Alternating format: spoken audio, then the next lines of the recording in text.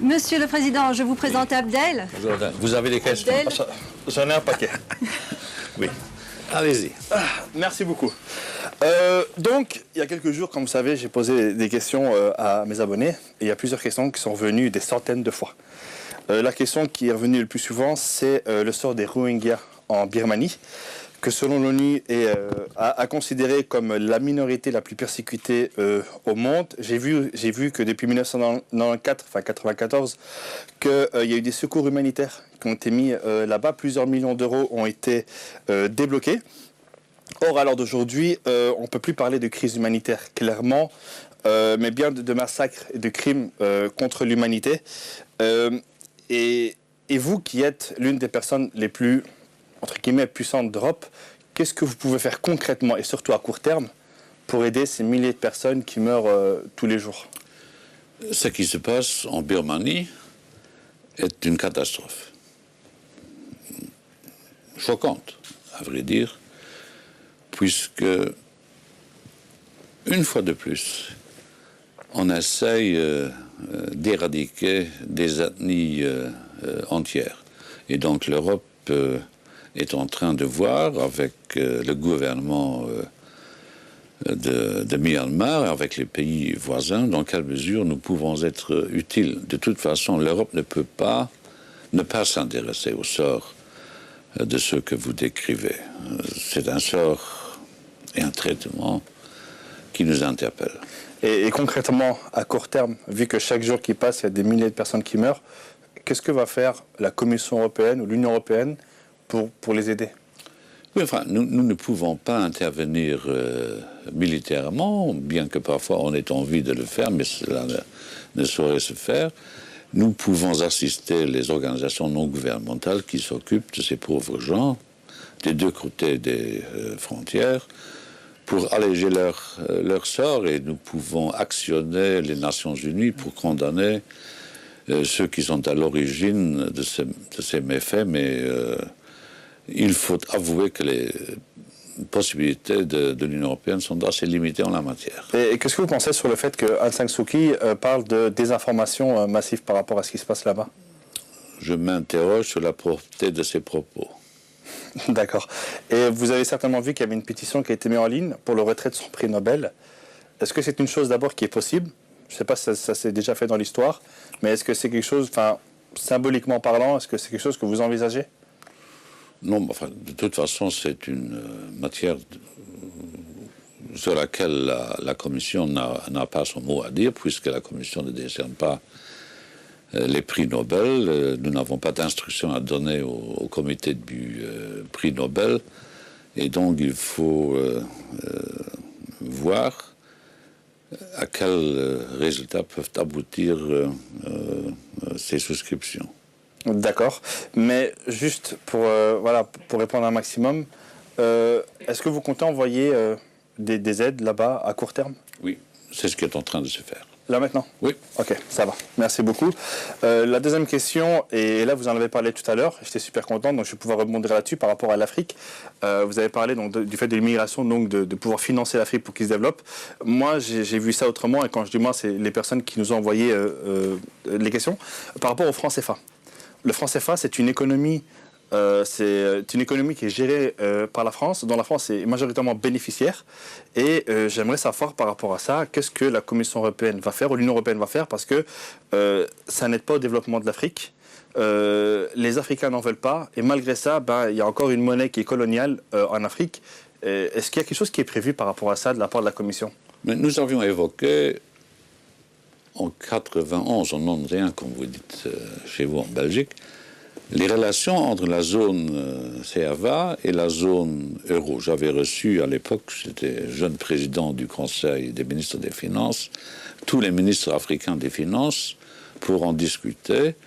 Et à ce moment-là, comme aujourd'hui, je ne note pas une vraie volonté de nos amis africains de quitter la zone franc qui donne à cette partie de l'Afrique une certaine stabilité. C'est un système que d'un point de vue personnel, je n'aime pas trop, parce que cela donne aux Africains, et notamment aux jeunes Africains, l'impression que l'Europe ou la France impose sa devise, sa monnaie de large territoire africain. Je suis plutôt pour l'émancipation monétaire de l'Afrique, mais nous avons des réunions régulières avec les pays concernés pour évaluer le périmètre des problèmes suscités par la zone franc. Tout à l'heure, vous avez dit un truc intéressant, c'est qu'il ne faut pas mélanger le peuple et le gouvernement. Moi, je suis pratiquement sûr que les gouvernements, voilà, ils adhèrent, ils le font, mais par rapport au peuple, il y a des millions d'Africains qui n'en veulent pas de cette monnaie. Il y a des millions d'Africains qui manifestent tous les jours pour supprimer cette monnaie. Oui, je le sais, et je prends intérêt au mouvement qui est celui, notamment des jeunes Africains, pour se libérer, comme ils disent.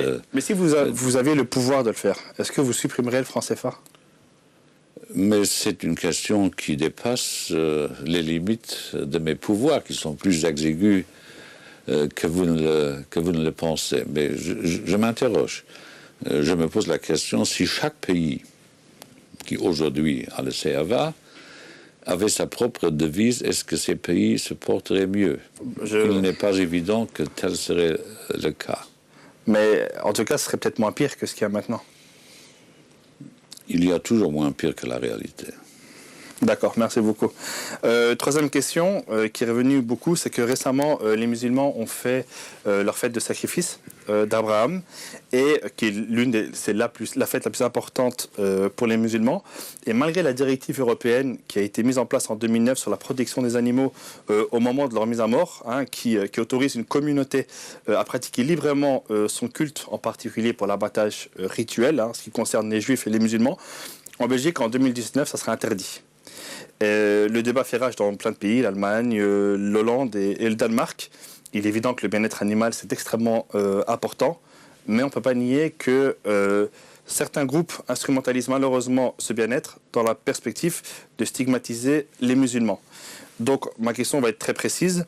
Est-ce que vous comptez lancer des procédures d'infraction contre les pays qui refusent le principe de l'abattage rituel, alors que la directive européenne fait une exception spécifique pour les conditions d'abattage rituel sans étourdissement ? Je suis très attaché au bien-être animal. Ouais. J'étais, ce que vous ne savez pas, et vous non plus, madame, pendant de... Non, je le serai un jour, à voir. J'étais longtemps conseiller juridique de la Ligue internationale des droits de l'animal. Donc c'est une question qui, y compris celle de l'abattage rituel, qui m'intéresse. Les dispositions européennes permettent, dans certaines limites, l'abattage rituel dont je ne suis pas un adepte, mais il faut aussi respecter les traditions, les us et coutumes des communautés religieuse. Je ne me suis jamais posé la question, bien que j'ai suivi l'année passée le débat qui a eu lieu ici, en Belgique. À vrai dire, je ne me suis jamais posé la question s'il fallait intenter des actions contre les pays qui interdiraient l'abattage rituel. Par exemple, en Belgique, nous, on n'a pas pu le faire cette année. Vous, c'est qui ? Moi, je parle des musulmans de Belgique. Oui. Vous êtes musulman ? Oui, je suis musulman. On n'a pas pu le faire cette année. Et du coup, d'un côté, on nous dit il est interdit de faire ça chez vous pour des questions d'hygiène que je comprends parfaitement. Oui. Mais de l'autre côté, il n'y a aucune structure, ou très très peu, qui sont mises en place pour que les musulmans puissent pratiquer librement leur culte, comme le dit la directive européenne. Oui, j'avais compris l'année passée, lors du débat un peu émotionnel, qu'il y a eu...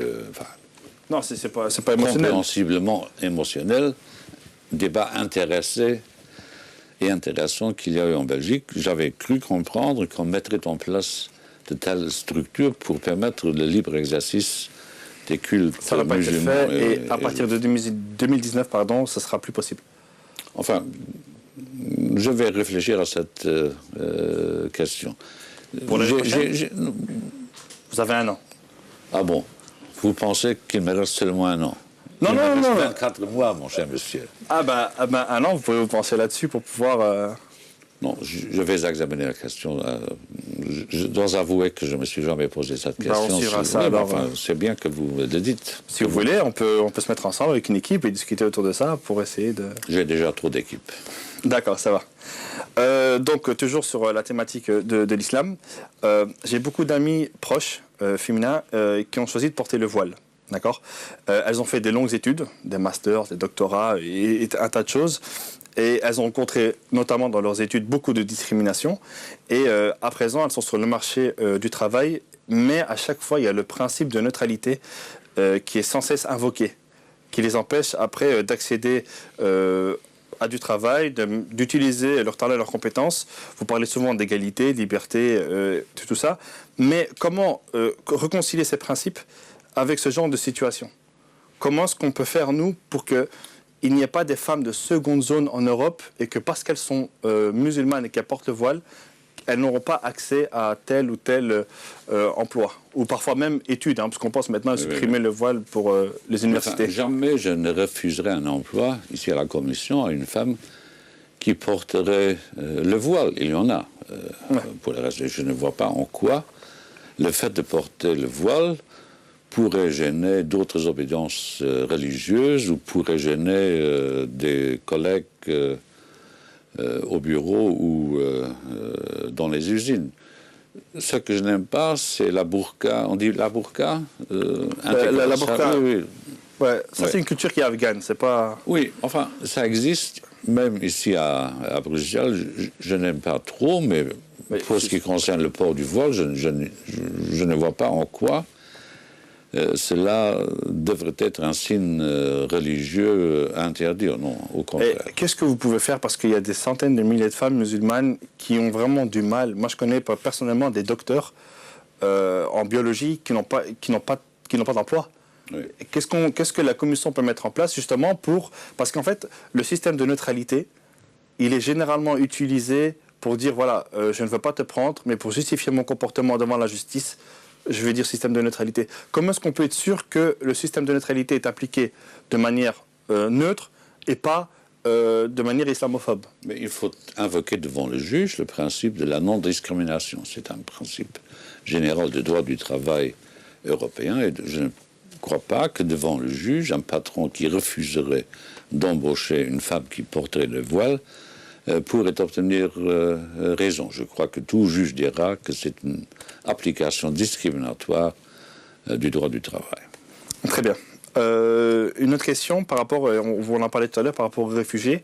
J'ai entendu votre discours, d'accord. Il y a un truc qui m'a interpellé, c'était vous investissez beaucoup pour que les personnes retournent dans leur pays, d'accord. Ce que je peux comprendre, mais la question que je me pose, c'est pourquoi ne pas investir dans les personnes qui sont là depuis parfois des années, leur mettre en place un parcours d'intégration pour qu'ils puissent travailler, vu qu'à la base, ils fuient des zones de guerre. Et aussi, pourquoi est-ce qu'on ne mettrait pas en place un système d'immigration partagée? Ça, vous en avez parlé tout à l'heure, parce que à entendre les médias, on a l'impression qu'il y a une crise migratoire en Europe, alors que c'est complètement faux. Les pays limitrophes de la Syrie, eux, ont beaucoup de réfugiés d'émigrés, alors qu'en Europe, c'est concentré dans certains pays, pas dans d'autres. Mais dans votre... C'est peut-être la dernière question. Non, mais ce sera la dernière question, puisque dans la question, il y avait 5 sous-questions. Oui. Alors, je vais prendre l'une. C'est une façon intelligente de poser une question, mais c'est des questions. Tout d'abord, l'Europe doit rester un tel accueil. Ceux qui sont poursuivis pour des raisons religieuses, philosophiques, politiques, ceux qui sont torturés, ceux qui sont emprisonnés pour des raisons innommables doivent trouver refuge en Europe. L'Europe doit être le continent de la solidarité. Pour pouvoir permettre à l'Europe de redevenir ou de rester un continent de solidarité, il faut faire en sorte que ceux qui n'ont pas le droit d'asile puissent retourner dans leur pays d'origine. Aujourd'hui, seulement 36% des décisions de retour et d'éloignement sont suivies d'affaires, ce qui a pour conséquence d'enlever, si j'ose dire, de la place aux réfugiés qui sont poursuivis pour des raisons religieuses et autres. 3, vous avez parfaitement raison. Il faut le dire beaucoup plus souvent que oui, nous avons des problèmes d'intégration et d'accueil des réfugiés, mais nos problèmes sont en commune mesure avec les défis qui sont lancés aux pays voisins de la Syrie. Il y a en Turquie plus de réfugiés qu'en Europe continentale, Si vous regardez la proportion des réfugiés par rapport aux populations locales en Jordanie, au Liban et ailleurs, nous donnons au reste de la planète l'impression comme si nous étions la partie la plus pauvre de la planète, alors que ces pays-là sont des pays vraiment pauvres et qui font mieux leur travail d'intégration que nous-mêmes. Et toi, puisque vous avez mentionné l'exigence d'intégration, nous devons tout faire, et nous le faisons dans de nombreux pays, pour mieux intégrer ceux qui viennent de plus loin, parce qu'ils sont poursuivis. Il y a tout de même énormément de volontaires qui s'occupent au quotidien d'améliorer les conditions de vie de ceux qui viennent en Europe. Les États membres de l'Union européenne mettent beaucoup d'argent dans l'intégration des réfugiés qui nous viennent de plus loin, comme je disais. Vous savez, l'Allemagne, en 2016, a dû aligner 21 milliards d'euros de plus pour pouvoir faire face aux problèmes résultant, et aux chances d'ailleurs, résultant de l'immigration. La Commission, elle, a dépensé, entre guillemets, 10,2 milliards l'année passée, l'année précédente. Donc, on ne devrait pas donner l'impression que nous nous foutons du sort de ceux qui ont besoin de notre appui. Mais il y a certains pays qui n'appliquent pas des décisions européennes. C'est comme voilà. Avec le résultat que le juge européen, enfin la Cour de justice européenne, n'a pas donné raison à ces pays, et la Commission est en train de réfléchir aux mesures que nous pourrons appliquer à l'égard des pays, pour le dire poliment, récalcitrants. Merci. Merci Abdel, ce sera le mot de la fin.